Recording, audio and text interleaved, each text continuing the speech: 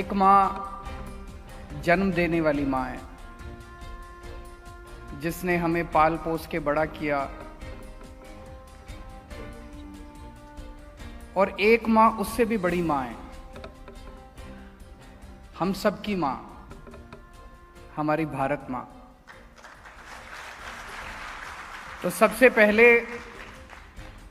उस भारत माँ के सम्मान में सब लोग पूरे दिल से मुट्ठी बंद करके हाथ ऊपर करके नारा लगाएंगे, भारत माता की, भारत माता की, इनकलाब, इनकलाब, वंदे वंदे।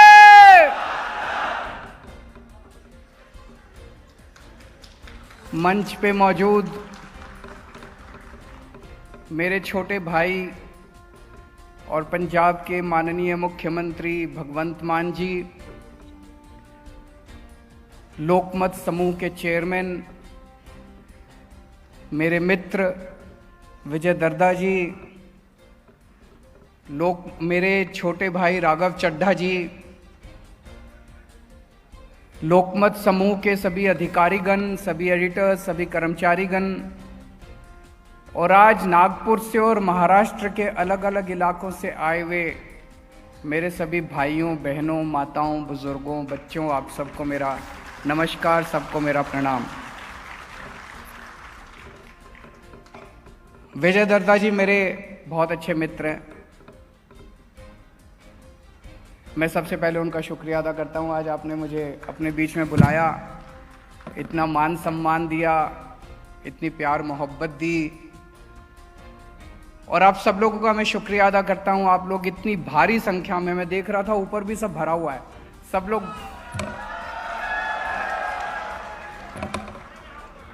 कैसे हैं सब लोग? आप लोग, आई लव यू टू।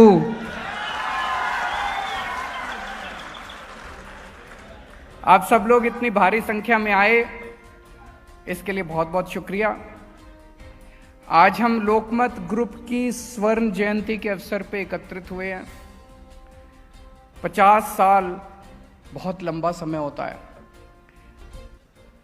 स्वर्ण जयंती के अवसर पे ये एक तरह से स्वर्णिम यात्रा थी लोकमत ग्रुप की। पूरे देश में मराठी का नंबर 1 न्यूज़पेपर और जनता की आवाज बनने वाला मीडिया ग्रुप। नंबर 1 न्यूज़पेपर बनना, मीडिया नंबर 1 बनना कोई आसान काम नहीं होता। इसका मतलब जनता आपको प्यार करती है, जनता आपके ऊपर विश्वास रखती है। तो मैं ऊपर वाले से प्रार्थना करता हूं कि अगली बार जब आपका डायमंड जुबली होगा तो भी आप हमें बुलाएंगे, और फिर उसके बाद जब 100 साल होंगे, भगवान करे आप खूब तरक्की करें, पूरा ग्रुप खूब तरक्की करे। आज मुझे कहा गया है कि इस टॉपिक पे बोलना है Aam Aadmi Party and its role in 2024 Lok Sabha election. Aam Aadmi party का 2024 के चुनाव में क्या रोल होगा। मैं यहां कहना चाहता हूं कि हम 2024 का चुनाव हमारा लक्ष्य नहीं है। हमारे लिए, आम आदमी पार्टी के लिए चुनाव लक्ष्य नहीं है, 2024 का लक्ष्य नहीं है। हमारा लक्ष्य हमारा देश है, हमारा लक्ष्य भारत माता है।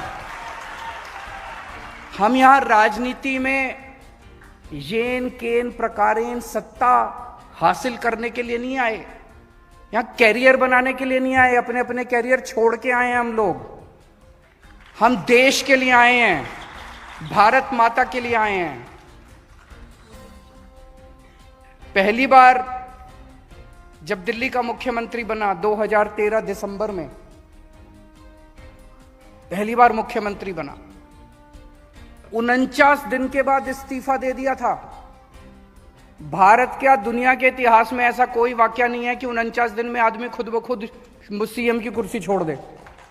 तो यहां पे सत्ता भोगने और सत्ता पाने के लिए नहीं आए, देश बचाने के लिए आए हैं, देश बनाने के लिए आए हैं। तो 2024 हमारा लक्ष्य नहीं है। हमारा लक्ष्य क्या है? आप लोग भगवान को मानते हो? कौन कौन मानता है, जरा हाथ खड़े करो।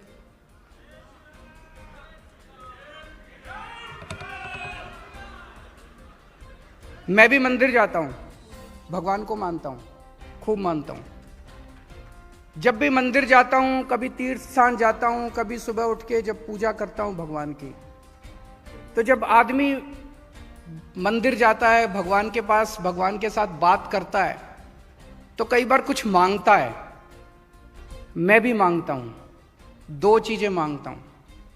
एक तो ये कि हे प्रभु, मेरा भारत जल्द से जल्द दुनिया का नंबर 1 देश बने।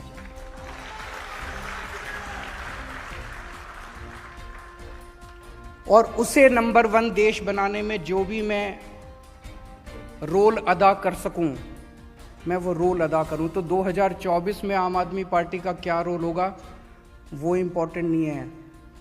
भारत को दुनिया का नंबर 1 देश बनाने में आम आदमी पार्टी का क्या रोल होगा, केजरीवाल का क्या रोल होगा, ये इंपॉर्टेंट है।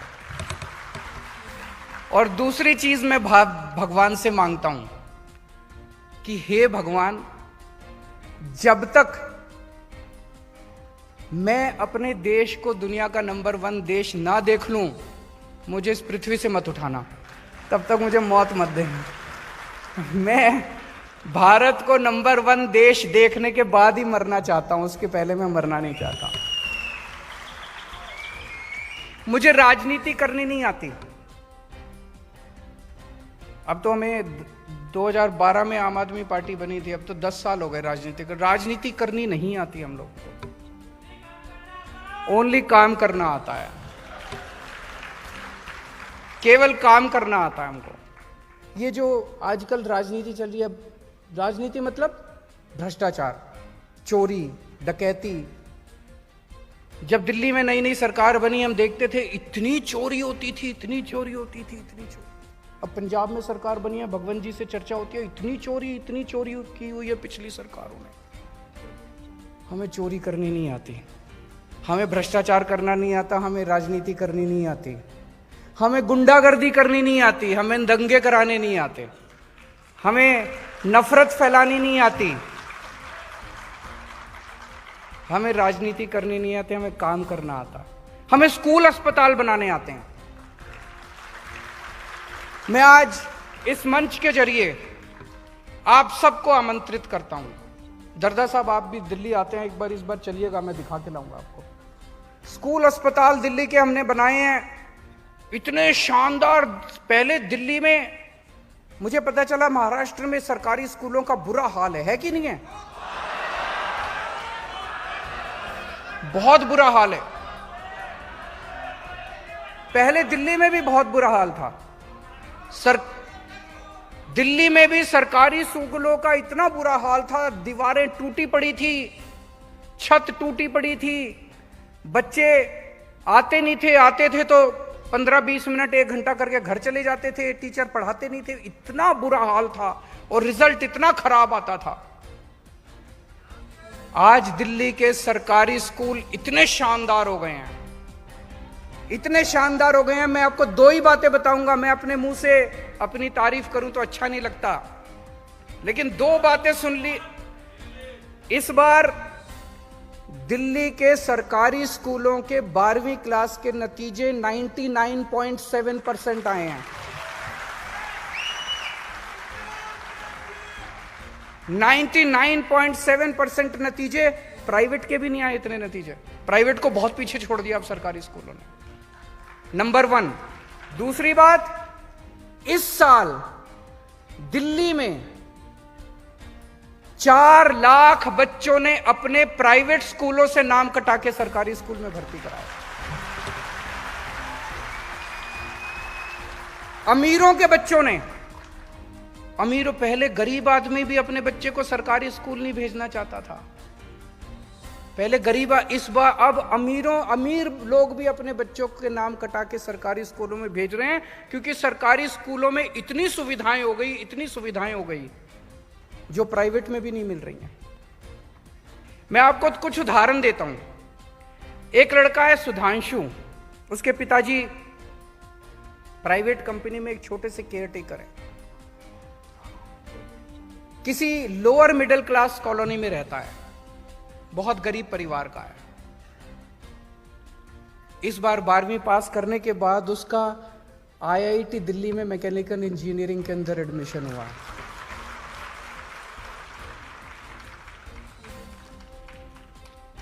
एक और बच्चा है फैजू, उसके पिताजी मजदूर हैं, झुग्गियों में रहता है।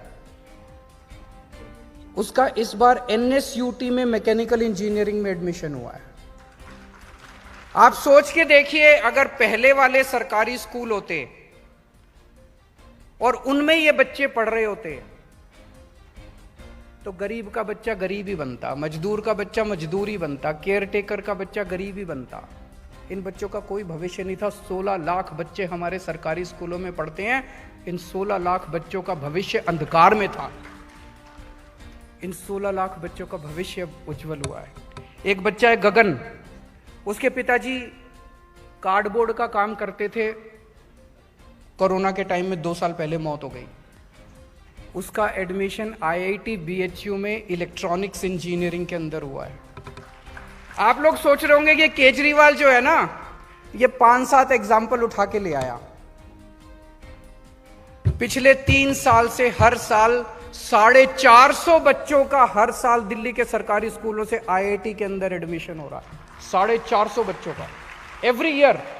पिछले 3 साल से विजय जी, पिछले 3 साल से 450 बच्चों का हमारे सरकारी स्कूलों के आईआईटी के अंदर एडमिशन हुआ। और मेडिकल के अंदर अलग, नीट के अलग पेपर दे रहे हैं बच्चे हमारे, नीट के अंदर अलग एडमिशन हो रहा है। मुझे ये करना आता है, मुझे राजनीति करनी नहीं आती।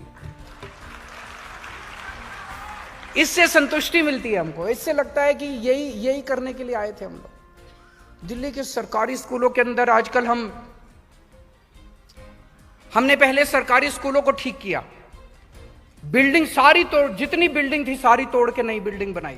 प्राइवेट स्कूलों के जैसे शानदार बिल्डिंग, स्विमिंग पूल, लिफ्टें, सरकारी स्कूलों के अंदर शानदार हमने बिल्डिंगें बनाई। और उसके बाद टीचर्स जितने थे हमारे, उनको हमने, जितने हमारे स्कूलों के, सरकारी स्कूलों के प्रिंसिपल थे, उनको हमने London, Switzerland, Europe, Canada, Singapore यहां ट्रेनिंग करने के लिए भेजा। जितने हमारे सरकारी स्कूलों के टीचर्स थे, उनको हमने IIM Ahmedabad, IIM Lucknow training करने के लिए भेजा। अब नतीजे आने लगे हैं। अब हमने शिक्षा को नेक्स्ट लेवल पे हम लोग ले गए हैं। हमने स्कूलों के अंदर एक हैप्पीनेस क्लास शुरू की है। हमें ये लगता है कि शिक्षा के जरिए हमें अच्छा इंसान बनाना जरूरी है। आज इतनी टेंशन है, और आप जिस बैकग्राउंड से ये बच्चे आते हैं, इतने गरीब परिवारों से आते हैं, जब घर जाते हैं इतनी टेंशन है, माँ बाप लड़ रहे हैं, कईयों के घर में बाप दारू पी के आता है, पड़ोसी लड़ रहे हैं। जिस माहौल में ये बच्चे रहते हैं इतनी टेंशन होती है। तो हमने ये तय किया, हर रोज जब बच्चा स्कूल आएगा, पहले 45 मिनट हम उसको मेडिटेशन कराते हैं, हम उसको अच्छी स्टोरीज सुनाते हैं, तरह तरह की एक्टिविटीज देते हैं, और कहते हैं ना कि अच्छे काम की खुशबू पूरी दुनिया में फैल जाती है। ये हैप्पीनेस क्लासेस की चर्चा अमेरिका में भी चली गई। और अभी 3 साल पहले अमेरिका के राष्ट्रपति दिल्ली आए, डोनाल्ड ट्रंप साहब। जब वो दिल्ली आए, उनकी पत्नी भी उनके साथ आई, मेलेनिया ट्रंप। और उनकी पत्नी ने आके कहा कि मुझे दिल्ली के स्कूल की हैप्पीनेस क्लास अटेंड करनी है। तो बड़ी बात है, हम तो खुश हो गए। उसने कहा कि मुझे दिल्ली के स्कूल की हैप्पीनेस क्लास अटेंड करनी है। मैंने सुना है कि दिल्ली के स्कूलों में हैप्पीनेस क्लास होती है जो बहुत ही अच्छी है, उससे लोगों को बहुत खुशी मिलती है, बच्चों को बहुत खुशी मिलती है। केंद्र की बीजेपी सरकार ने बहुत समझाया उसको कि इधर मत जाओ, तुम हमारे दूसरे राज्य के किसी स्कूल में चली जाओ, वहां दिखा देते हैं। किसी प्राइवेट स्कूल में चली जाओ, वो स्कूल, हमारे देश में बहुत अच्छे अच्छे स्कूल हैं, यहां क्या करोगी जाके? उसने कहा नहीं, मैं तो केजरीवाल के स्कूल में जाऊंगी।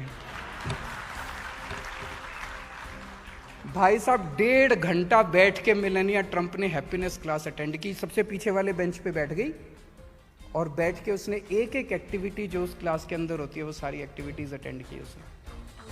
बहुत बड़ी बात है। अब ये हैप्पीनेस क्लास जो है, अब ये दिल्ली के सारे प्राइवेट स्कूल भी हमसे, सोचो दिल्ली के प्राइवेट स्कूल दिल्ली के सरकारी स्कूलों से ट्यूशन लेके जा रहे हैं कि हम कैसे अपने बच्चों को पढ़ाएं। एक और काम हमने शुरू किया जो मैं मानता हूं कि बहुत जरूरी है देश के लिए। ये जो पूरी शिक्षा पद्धति है ना, ये अंग्रेजों ने बनाई थी। 1830s के अंदर मैकॉले ने हमारे देश के लोगों को क्लर्क बनाने के लिए, अंग्रेजों का गुलाम बनाने के लिए शिक्षा पद्धति बनाई थी मैकॉले ने। और देश आजाद हो गया लेकिन वही पद्धति अभी तक चली आ रही है। हमारे बच्चे बीए करते हैं, बीकॉम करते हैं, ये करते हैं, वो करते हैं, डिग्री पे डिग्री, डिग्री पे डिग्री, डिग्री, बाहर निकल के नौकरी नहीं मिलती।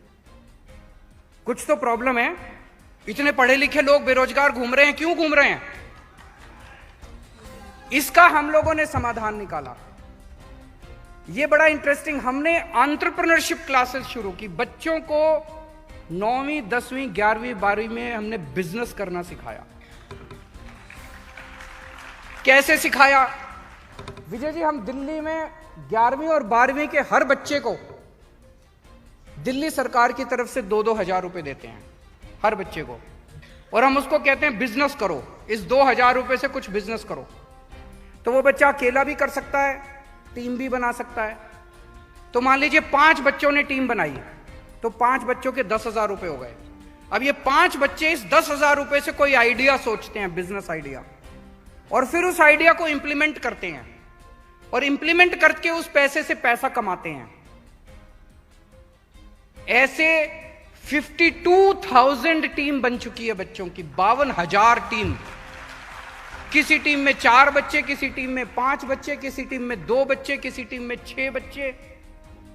और इनमें से जिन लोगों के आइडियाज अच्छे थे, फिर हम लोगों ने देश के बड़े बड़े उद्योगपतियों को बुलाया, अमीर लोगों को।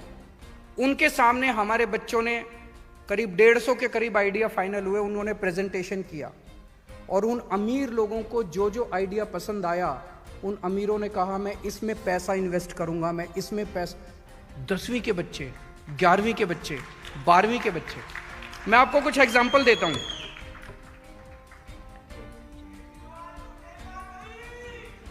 नहीं, बिल्कुल नहीं झुकेगा। एक 5 बच्चों की टीम ने एक ड्रिंक बनाई, उसका नाम रखा मिस्टिक डेट्स। वो कॉफी की तरह है लेकिन उसमें कैफीन नहीं है, न्यूट्रिशियस ड्रिंक है, आयरन है उसमें, काफी कैल्शियम है उसमें। मिस्टिक डेट्स करके एक ड्रिंक बनाई। तो 5 बच्चे एक साथ आए, 5 बच्चों ने मिलके 10,000 रुपए इकट्ठे हुए। 6 महीने के अंदर इन बच्चों ने 2.5 लाख रुपए कमा लिए। 10,000 रुपए का 2.5 लाख रुपए बच्चों ने कमा लिए। इन बच्चों ने 6 महीने में 2.5 लाख। फिर जब इन्होंने बड़े बड़े उद्योगपतियों से अपनी बात रखी तो 17,35,000 रुपए का इन्वेस्टमेंट इनको मिल गया, इन बड़े बड़े उद्योगपतियों से। कुछ बच्चे, 8 बच्चे इकट्ठे हुए, 16,000 रुपए इनके थे। इन्होंने कंपोस्ट बनाया, नई किस्म का कंपोस्ट खाद, और 10 महीने के अंदर इन्होंने 65,000 रुपए कमा लिए बेच के। ये बच्चे बेचते हैं माल, इंटरनेट पे जाते हैं, अपनी वेबसाइट वगैरह बना लेते हैं, माल बेचते हैं, व्हाट्सएप ग्रुप में डालते हैं, खुद ही करते रहते हैं। और इस उद्योगपतियों 16 लाख रुपए इन लोगों को उद्योगपतियों से इन्वेस्टमेंट मिला है। कुछ बच्चे थे, 6 बच्चे, उन्होंने गेमिंग प्लेटफॉर्म बनाया। 6 बच्चे मतलब 12,000 रुपए। इस 12,000 रुपए से ये 6 महीने में 1.5 लाख रुपए का माल बेच चुके हैं अपना, और इनको 18 लाख रुपए का इन्वेस्टमेंट मिला है। अब आप थोड़ा सा सोच के देखिए, ये बच्चे जब कल डिग्री करके निकलेंगे तो ये नौकरी नहीं ढूंढ रहे होंगे, इनके पास ऑलरेडी बिजनेस आइडिया है, बिजनेस करना शुरू कर दिया इन लोगों ने। बहुत बड़ी बात है, बदलाव जरूरी है। हम पकौड़े बनाने नहीं।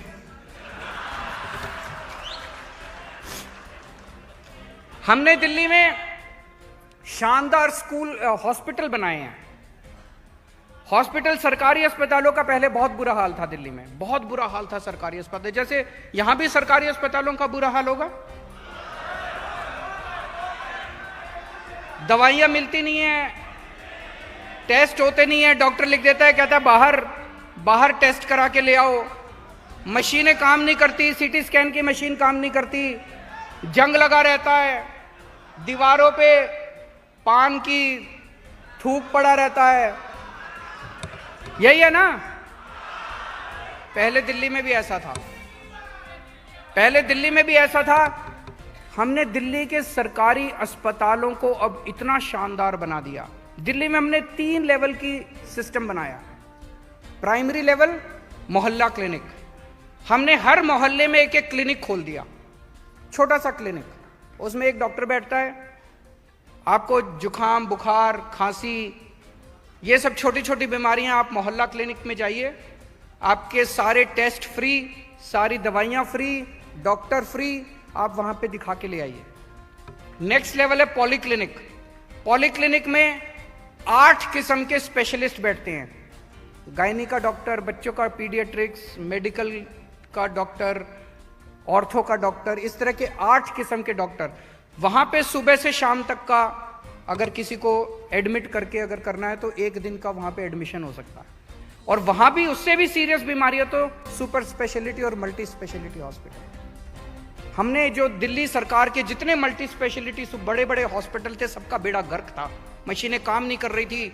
मैंने आने के बाद तुरंत एक काम तो शुरू किया, मैंने कहा हर मेडिकल सुपरिंटेंडेंट हर सोमवार को मेरे को ये लिख के भेजेगा सीटी स्कैन मशीन काम कर रही है कि नहीं कर रही, एक्सरे मशीन काम कर रही है कि नहीं कर रही, कौन कौन सी दवाइयां अस्पताल में हैं, कौन कौन सी अस्पताल में नहीं है। रोज सवेरे 11 बजे हर सोमवार को 11 बजे जब मेरे पास रिपोर्ट आने लगी, अपने आप सबने काम करना चालू कर दिया। मशीनें भी ठीक हो गई, दवाइयां भी काम करने लगी, खिड़की भी खुलने लगी दवाइयों की, टेस्ट भी होने लगे, सारा काम। आज दिल्ली के अंदर लोग अपोलो और मैक्स में नहीं जाते, दिल्ली के सरकारी अस्पतालों में आते हैं। और एक और बहुत बड़ा काम किया कि दिल्ली में 2 करोड़ लोग रहते हैं। हमने ऐलान किया कि दिल्ली के हर आदमी का, हर औरत का, हर बच्चे का सारा इलाज दिल्ली सरकार की तरफ से मुफ्त किया जाएगा। अगर आप सरकारी अस्पताल में इलाज कराएंगे, आपका सारा इलाज मुफ्त है। आपको चाहे कितनी बड़ी बीमारी हो, कितनी छोटी बीमारी हो, सारा इलाज आपका मुफ्त है। जैसे मैं आपको कुछ उदाहरण देता हूं। मिथिलेश पांडे जी हैं, ये झुग्गियों में रहते हैं, इनको पेनक्रियास की कैंसर हो गया, सर्जरी हुई, मार्केट में कराते तो 6 लाख रुपए लगते, इनका सारा खर्चा फ्री था। जीबी पंत हॉस्पिटल में इनका सारा इलाज हुआ। मुन्नी देवी है, गॉल ब्लैडर का कैंसर था, दक्षिणपुरी की झुग्गियों में रहती है, इनको स्टंट डला, 4 लाख रुपए का खर्चा था, सारा फ्री। हर आदमी का, हर औरत का जो कराना चाहे, जो प्राइवेट में जाना चाहे उनका स्वागत है, प्राइवेट में जाए, लेकिन जो सरकारी अस्पताल में कराना चाहे उनका सारा इलाज मुफ्त है। ये लोग मेरे को खूब गालियां देते हैं, दूसरी पार्टी वाले खूब केजरीवाल फ्री फ्री फ्री कहते हैं ना, फ्री भी। मैं आपसे पूछना चाहता हूं कि क्या देश के बच्चों को अच्छी शिक्षा मिलनी चाहिए कि नहीं मिलनी चाहिए? अगर इस देश के अंदर कोई बच्चा पैदा हुआ और वो गरीब है तो उसका क्या कसूर है? क्या भारत के अंदर अगर कोई भी बच्चा पैदा होगा, क्या भारत सरकार का, राज्य सरकार का फर्ज नहीं है कि उस बच्चे को अच्छी शिक्षा मिलनी चाहिए? तो अगर मैं बच्चों को फ्री शिक्षा देता हूं तो क्या गलत करता हूं? मिलनी चाहिए कि नहीं मिलनी चाहिए फ्री शिक्षा? कहते केजरीवाल फ्री शिक्षा क्यों देता है? क्योंकि केजरीवाल की सेटिंग नहीं है प्राइवेट स्कूलों के साथ। मैं आपसे पूछना चाहता हूं कि अगर कोई हमारे देश में बीमार हो, आज इतना इन लोगों ने ऐसा माहौल कर दिया, इतना महंगा हो गया इलाज कराना प्राइवेट अस्पतालों में, अगर आपको भगवान ना करे कोई सीरियस बीमारी हो जाए तो जमीन भी बिक जाती है, जेवर भी बिक जाते हैं, कर्जा चढ़ जाता है, आदमी आत्महत्या कर लेता है। होता है कि नहीं होता है? कितनी आत्महत्या इस वजह से होती है कि पैसा नहीं था, इलाज कराने के लिए पैसा नहीं था। तो अगर मैं लोगों का इलाज मुफ्त में कर रहा हूं तो बताइए क्या गलत कर रहा हूं? ये कहते हैं केजरीवाल मुफ्त में इलाज क्यों कर रहा है? क्योंकि मेरी सेटिंग नहीं है इन बड़े बड़े अस्पतालों के साथ, इन प्राइवेट अस्पतालों के। मैं सेटिंग नहीं करता इन प्राइवेट अस्पतालों के साथ।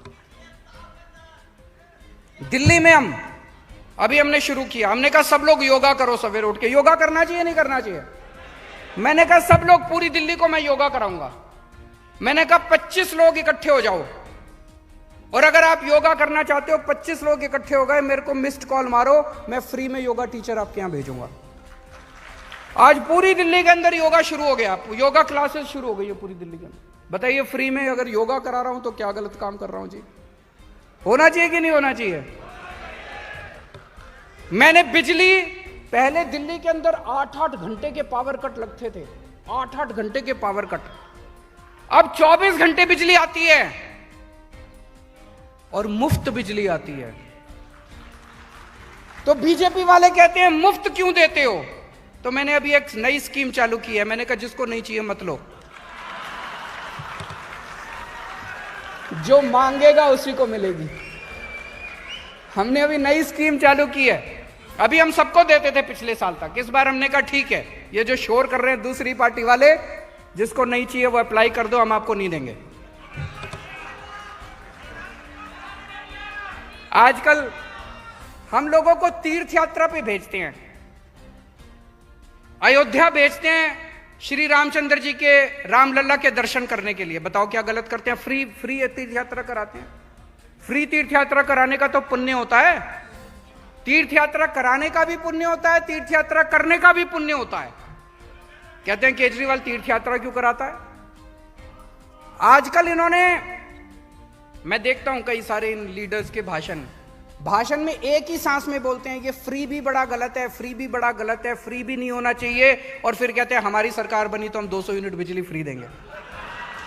एक ही भाषण में इनकी पार्टी वाले एक ही भाषण में बोलते हैं केजरीवाल गंदा, केजरीवाल ये फ्री भी देता है, फलाना देता है, हमारी सरकार बनी तो हम 200 यूनिट फ्री देंगे।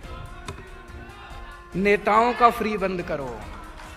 सही बोला, आज तक भगवंत मान ने बहुत सही किया। ये नेताओं को सब कुछ मिले, आपको पता है एक एक नेता को 4-4 हजार यूनिट बिजली मुफ्त मिलती है। 4,000 यूनिट तुमको हर महीने बिजली मुफ्त मिले तो कोई तकलीफ नहीं है। एक गरीब आदमी को 200 यूनिट बिजली मुफ्त मिल जाए तो सारे नेता चिल्लाते हैं फ्री भी, फ्री भी, फ्री भी, फ्री भी। अरे यार, नेताओं का सारा इलाज मुफ्त होता है, अमेरिका में इलाज करा के आते हैं, और अगर एक गरीब आदमी बेचारा सरकारी अस्पताल में उसको दवाइयां फ्री कर दी तो कहते हैं फ्री भी, फ्री भी, फ्री भी। और आजकल इन्होंने बड़े बड़े, मैं देख रहा हूं अर्थशास्त्री आर्टिकल लिख रहे हैं अखबारों के अंदर, बड़े बड़े अर्थशास्त्री, अगर फ्रीबी का कल्चर चालू रखा तो देश बर्बाद हो जाएगा। मैंने एक भी अर्थशास्त्री को यह आर्टिकल लिखते नहीं देखा कि अगर भ्रष्टाचार चालू रहा तो देश बर्बाद हो जाएगा। भ्रष्टाचार चलते रहना चाहिए। मैं ये फ्रीबी कैसे दे रहा हूं? मेरे पास पैसा कहां से आ रहा है? मेरे पास तो पैसा है नहीं, मैं कहां से फ्रीबी दे रहा हूं? करप्शन खत्म कर दिया, भ्रष्टाचार खत्म कर दिया। जो पहले नेताओं की जेब में पैसा जाता था, जो पहले अफसरों की जेब में पैसा जाता था, अब मैं आप लोगों के बीच में बांट देता हूं। किसी की बिजली फ्री कर देता हूं, किसी का दवाई फ्री कर देता हूं, किसी की। कोई ये बड़े बड़े अर्थशास्त्री जितने लिख रहे हैं मेरे खिलाफ, कोई ये नहीं लिख रहा कि भ्रष्टाचार खत्म होना चाहिए, कोई नहीं लिख रहा। कहते भ्रष्टाचार अच्छी चीज है, चलते रहना चाहिए, हमें भी मिलता है उसमें से।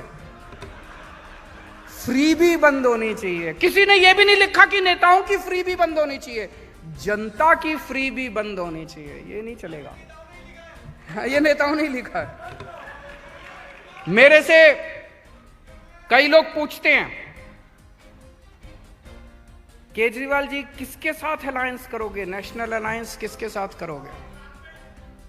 मेरे को ये राजनीति करनी नहीं आती, इनका अलायंस मेरे को समझ में नहीं था। ये 10 पार्टियों का अलायंस, 20 पार्टियों का अलायंस, इसको हराने के लिए अलायंस करेंगे, उसको। मेरे को किसी को नहीं हराना, मेरे को तो देश को जिताना है।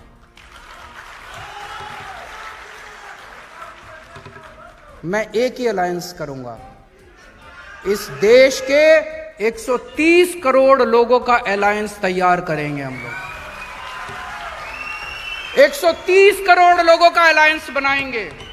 इस देश के डॉक्टर्स का, इस देश के इंजीनियर्स का, इस देश के चार्टर्ड अकाउंटेंट्स का, इस देश के पत्रकारों का, इस देश के मजदूरों का, इस देश के किसानों का, इस देश के वकीलों का, इस देश के आम आदमी, 130 करोड़ आम आदमियों का अलायंस बनेगा, जो अलायंस इस देश को नंबर 1 देश बनाएगा। आज ये देश जहां पे है, ये नेताओं की वजह से नहीं है। जैसे मैं पढ़ रहा था, कई सारी मैं पढ़ता रहता हूं जो बड़ी इंस्पिरेशनल। एक भानु श्रीवास्तव है, कैनरा बैंक में काम करते हैं। बड़ी मेहनत करनी पड़ती है बैंक वालों को। शाम को रोज घर आने के बाद 2 घंटे झुग्गी में रहने वाले बच्चों को पढ़ाते हैं, फ्री में ट्यूशन देते। ऐसे लोगों की वजह से ये देश जिंदा है।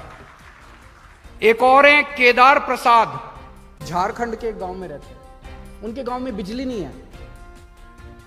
उन्होंने क्या किया, अपनी इधर उधर से डोनेशन करके, पैसे इकट्ठे करके उन्होंने अपने गांव के लिए एक हाइड्रो पावर प्रोजेक्ट बनाया, जिससे उनके गांव की गलियों में लाइट आ गई, उनके गांव में मंदिर में लाइट आ गई।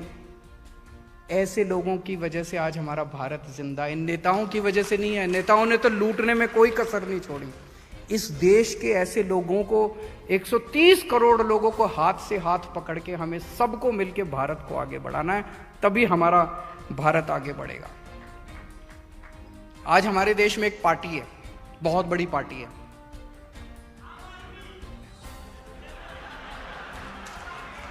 उस पार्टी में पूरे देश में कहीं कोई गुंडागर्दी हो जाए, कहीं कोई दंगे हो जाए, इसके लोग पहुंच जाते हैं उनको मेंबर बनाने के लिए। अपने लोग गुंडों को, लफंगों को, दंगों को पूरे देश में दंगे कराते हैं, पूरे देश में गुंडाई कराते हैं, पूरे देश में लफंगाई कराते हैं।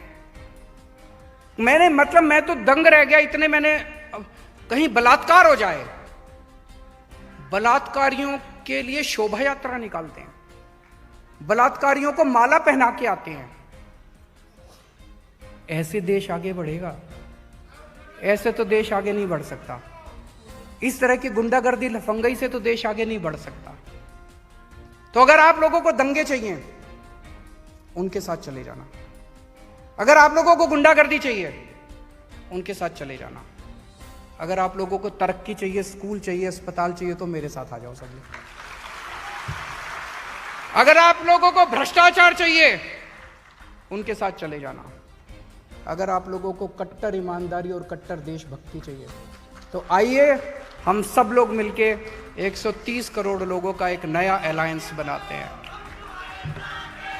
मैं फिर से दरदा साहब का बहुत बहुत शुक्रिया अदा करता हूं। उन्होंने इतने खूबसूरत लोगों के साथ आज बात करने का मुझे मौका दिया। बहुत बहुत शुक्रिया। Thank you so much.